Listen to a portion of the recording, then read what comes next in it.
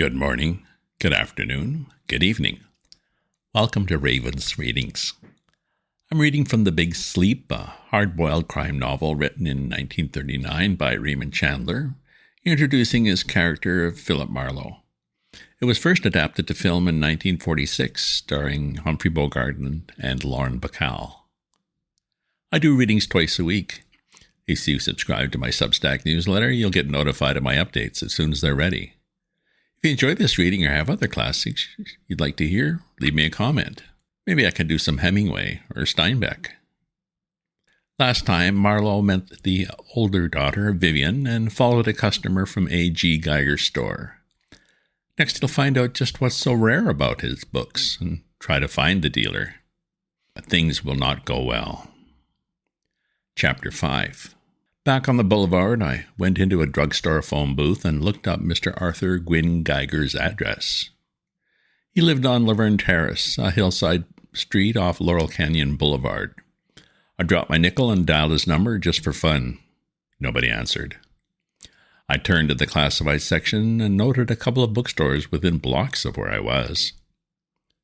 The first I came to was on the north side, a large lower floor devoted to stationery and office supplies, and with a mass of books on the mezzanine. It didn't look the right place. I crossed the street and walked 2 blocks east of the other one. This was more like it, a narrowed, cluttered little shop stacked with books from floor to ceiling and 4 or 5 browsers taking their time putting thumb marks on the new jackets. Nobody paid any attention to them. I shoved on back into the store and passed through a partition and found a small, dark woman reading a law book at a desk. I flipped my wallet open on her desk and let her look at the buzzer pinned to the flap. She looked at it, took her glasses off, and leaned back in her chair. I put the wallet away. She had the fine, drawn face of an intelligent Jewess. She stared at me and said nothing. I said, "Would you do me a favor? A very small favor?" "I don't know. What is it?" She had a smooth, husky voice. "You know Geiger's store across the street, 2 blocks west?" "I think I may have passed it." "It's a bookstore," I said. "Not your kind of a bookstore. You know darn well." She curled her lips slightly and said nothing. "You know Geiger by sight?" I asked. "I'm sorry, I don't know Mr. Geiger." "Then you couldn't tell me what he looks like?" Her lip curled up some more. "Why should I?" "Well, no reason at all. If you don't want to, I can't make you." She looked through the partition door and leaned back again. "That was the sheriff's star, wasn't it?" "Yeah, honorary deputy. Doesn't mean a thing. It's worth a dime cigar." "I see." She reached for a pack of cigarettes and shook one loose and reached for it with her lips. I held a match for her. She thanked me, leaned back again, and regarded me through smoke. She said carefully, "You wish to know what he looks like, and you don't want to interview him." "He's not there," I said. "I presume he will be. After all, it's his store." "I don't want to interview him just yet," I said. She looked out through the open doorway again. I said, "Know anything about rare books?" "You could try me." "Would you have a Ben-Hur 1860 third edition, the one with the duplicated line on page 116? She pushed her yellow law book to one side and reached a fat volume up on the desk, leafed it through, and found her page and studied it. "Nobody would," she said without looking up. "There isn't one." "Right." "Well, what in the world are you driving at?" "The girl in Geiger's store didn't know that." She looked up. "I see. You interest me, rather vaguely." "I'm a private dick on a case. Perhaps I asked too much. It didn't seem much to me somehow." She blew a soft gray smoke ring and poked her finger through it. It came to pieces in frail wisps. She spoke smoothly, indifferently. "In his early 40s, I should judge, medium height, fattish, would weigh about 160 pounds, fat face, Charlie Chan mustache, thick soft neck, soft all over. Well-dressed, goes without a hat, affects a knowledge of antiques, and hasn't any. Oh yes, his left eye is glass." "You'd make a good comp," I said. She put the reference book back on an open shelf at the end of her desk and opened the law book in front of her again. "I should hope not," she said. She put her glasses on. I thanked her and left. The rain had started. I ran for it with the wrapped book under my arm. My car was on a side street pointing at the boulevard almost opposite Geiger's store. I was well sprinkled before I got there. I tumbled into the car and ran both windows up and wiped my parcel off with my handkerchief. Then I opened it up. I knew about what it would be, of course. A heavy book, well bound, handsomely printed in handset type on fine paper, larded with full-page arty photographs. Photos and letterpress were alike of an indescribable filth. The book was not new. Dates were stamped on the front-end paper, in and out dates. A rent book. A lending library of elaborate smut. I rewrapped the book and locked it up behind the seat. A racket like that out in the open on the boulevard seemed to mean plenty of protection. I sat there and poisoned myself with cigarette smoke and listened to the rain and thought about it. Chapter 6. Rain filled the gutters and splashed knee-high off the sidewalk. Big cops and slickers that shone like gun barrels had a lot of fun carrying giggling girls across the bad places. The rain drummed hard on the roof of the car and the Burbank top began to leak. A pool of water formed on the floorboards for me to keep my feet in. It was too early in the fall for that kind of rain. I struggled into a trench coat and made a dash for the nearest drugstore and bought myself a pint of whiskey. Back in the car, I used enough of it to keep warm and interested. I was long overparked, but the cops were too busy carrying girls and blowing whistles to bother about that. In spite of the rain, or perhaps even because of it, there was business done at Geiger's. Very nice cars stopped in front, and very nice people went in and out with wrapped parcels. They were not all men. He showed around 4 o'clock. A cream-colored coupe stopped in front of the store, and I caught a glimpse of the fat face and the Charlie Chan mustache as he dodged out of it and into the store. He was hatless and wore a belted green leather raincoat. I couldn't see his glass eye at that distance. A tall and very good-looking kid in a jerkin came out of the store and rode the coupe off around the corner and came back walking, his glistening black hair plastered with rain. Another hour went by. It got dark and the rain-clouded lights of the stores were soaked up by the black street. Streetcar bells jangled crossly. At around 5:15, the tall boy in the jerkin came out of Geiger's with an umbrella and went after the cream-colored coupe. When he had it in front, Geiger came out, and the tall boy held the umbrella over Geiger's bare head. He folded it, shook it off, and handed it into the car. He dashed back into the store. I started my motor. The coupe went west on the boulevard, which forced me to make a left turn, a lot of enemies, including a tram motorman who stuck his head out into the rain to bawl me out. I was 2 blocks behind the coupe before I got in the groove. I hoped Geiger was on his way home. I caught sight of him 2 or 3 times and then made him turning north into Laurel Canyon Drive. Halfway up the grade, he turned left and took a curving ribbon of wet concrete which was called Laverne Terrace. It was a narrow street with a high bank on one side and a scattering of cabin-like houses built down the slope on the other sides, so their roofs were not very much above road level. Their front windows were masked by hedges and shrubs. Sodden trees dripped all over the landscape. Geiger had his lights on, and I hadn't. I speeded up and passed him on a curve, picking a number off a house as I went by and turned at the end of the block. He'd already stopped. His car lights were tilted in at the garage of a small house with a square box hedge so arranged that it masked the front door completely. I watched him come out of the garage with his umbrella up and go in through the hedge. He didn't act as if he expected anybody to be tailing him. Light went on in the house. I drifted down to the next house above it, which seemed empty but had no signs out. I parked, aired out the convertible, and had a drink from my bottle and sat. I didn't know what I was waiting for, but something told me to wait. Another army of sluggish minutes dragged by. 2 cars came up the hill and went over the crest. It seemed like a very quiet street. At a little after 6, more bright lights bobbed through the driving rain. It was pitch black by then. A car dragged to a stop in front of Geiger's house, and the filaments of its lights glowed dimly and died. The door opened and a woman got out.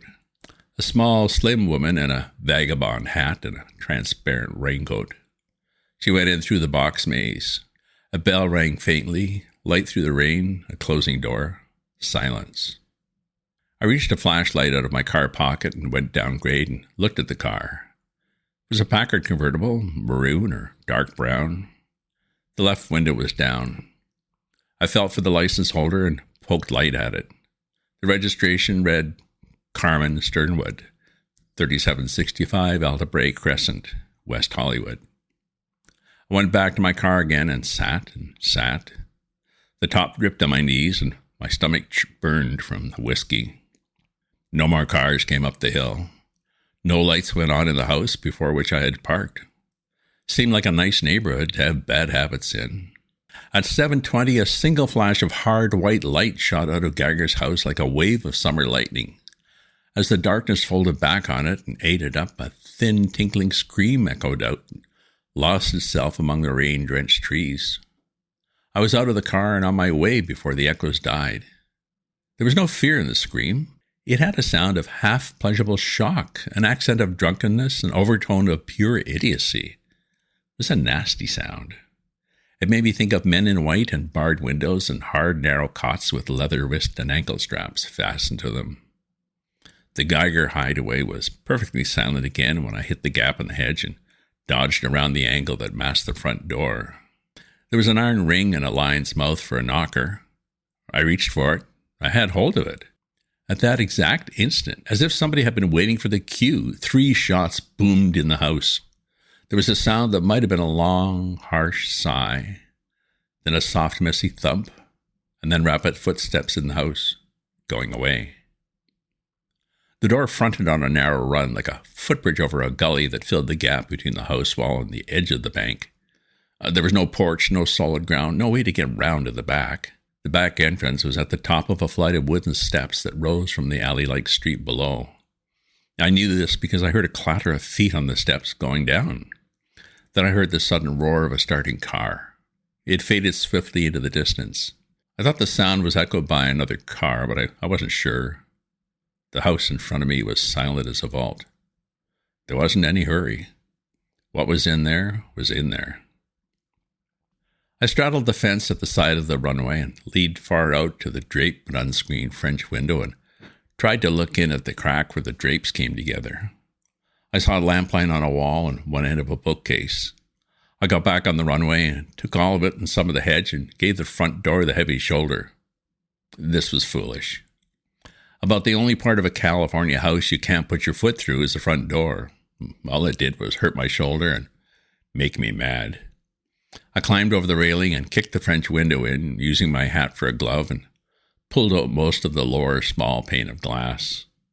I could now reach in and draw a bolt that fastened the window to the sill. The rest was easy. There was no top bolt. The catch gave. I climbed in and pulled the drapes off my face. Neither of the 2 people in the room paid any attention to the way I came in, although only one of them was dead. Chapter 7. It was a wide room, the whole width of the house. It had a low-beam ceiling and brown plaster walls decked out with strips of Chinese embroidery and Chinese and Japanese prints in grained wood frames. There were low bookshelves. There was a thick pinkish Chinese rug in which a gopher could have spent a week without showing his nose about the nap. There were floor cushions and bits of odd silk tossed about, as if whoever lived there had to have a piece he could reach out and thumb. There was a broad, low divan of old rose tapestry. It had a wad of clothes on it, including lilac-colored silk underwear. There was a big carved lamp on a pedestal and 2 other standing lamps with jade-green shades and long tassels. There was a black desk with carved gargoyles at the corners, and behind it a yellow satin cushion on a polished black chair with carved arms and back. The room contained an odd assortment of odors, of which the most emphatic at the moment seemed to be the pungent aftermath of cordite and the sickish aroma of ether. On a sort of low dais at one of the room, there was a high-backed teakwood chair in which Miss Carmen Sternwood was sitting on a fringed orange shawl. She was sitting very straight, with her hands on the arms of the chair, her knees close together, her body stiffly erect in the pose of an Egyptian goddess, her chin level, her small bright teeth shining between her parted lips. Her eyes were wide open. The dark slate color of the iris had devoured the pupil.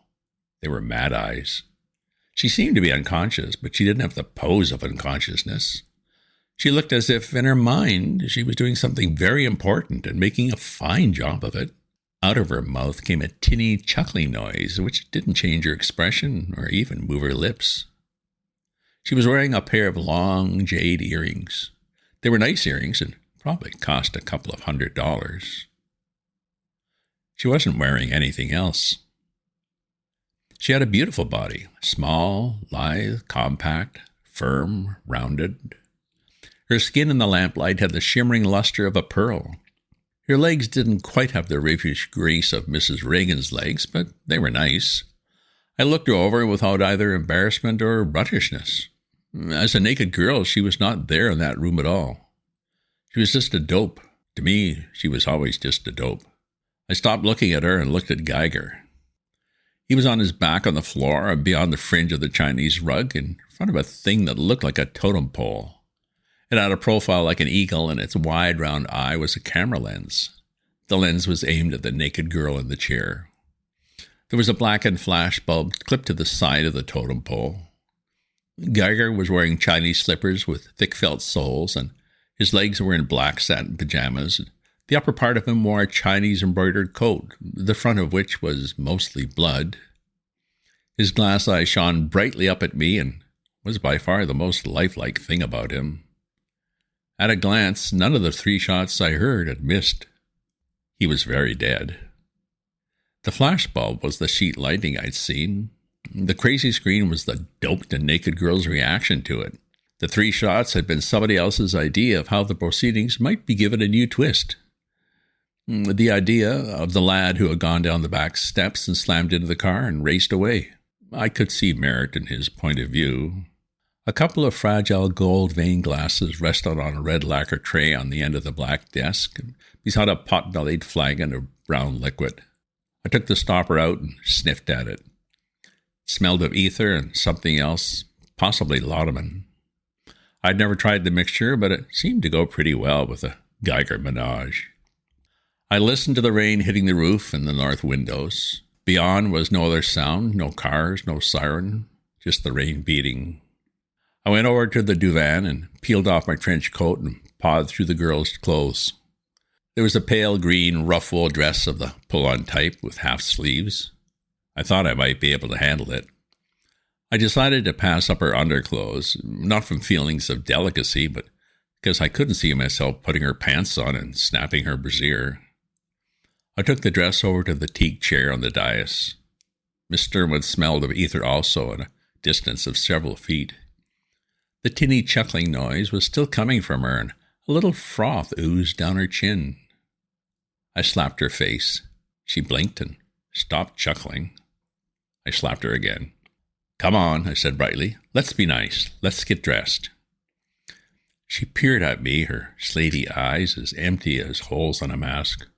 "Go Totorel," she said. I slapped her around a little more. She didn't mind the slaps. They didn't bring her out of it. I set to work with the dress. She didn't mind that either. She let me hold her arms up, and she spread her fingers out wide, as if that was cute. I got her hands through the sleeves, pulled the dress down over her back, and stood her up. She fell into my arms, giggling. I set her back in the chair and got her stockings and shoes on her. "Let's take a little walk," I said. "Let's take a nice little walk."